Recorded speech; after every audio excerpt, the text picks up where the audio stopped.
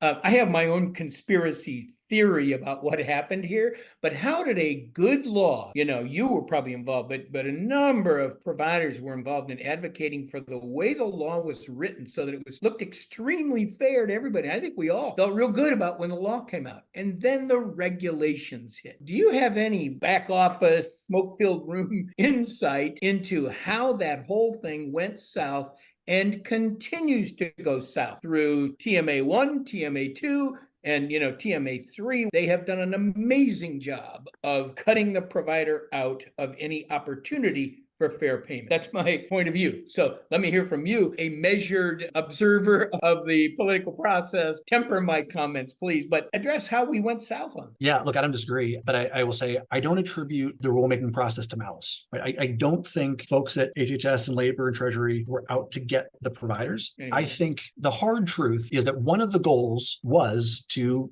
reduce federal spending. The primary goal was protect patients. Second was find fair rates of reimbursement. Third, networking. But before, it was designed to reduce spend.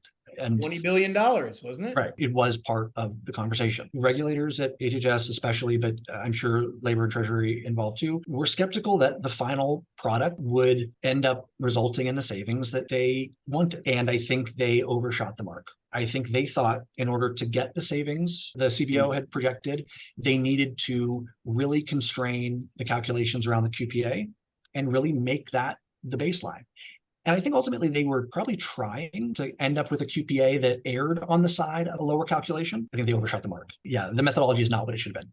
It was not pretty. How do you see the delays and disputes that are part of that system affecting the financial stability of providers? So that's hospitals but particularly emergency physicians and then other specialties. How do you see that impact? What's happening? Look, there's plenty of evidence to point to around the impact. Envision just completed a restructuring process, right? We filed for Chapter 11 bankruptcy in May of last year. And, fortunately, we have a really strong leadership team and we sprinted through that process, emerged in November. I think we are extremely well positioned for growth going forward. But some of the pressures from the NSA, along with several other factors, were a big driver of that. Other groups like APP closed down, right? I mean, APP was here and then 2 weeks later they weren't. There are lots of factors that play into those sorts of things. Reimbursement is a big part of it. It is almost certainly underreported, the degree to which clinical practices are at risk as a result of some of this reimbursement pressure. It's obviously a big news story if an organization as large as mine enters bankruptcy.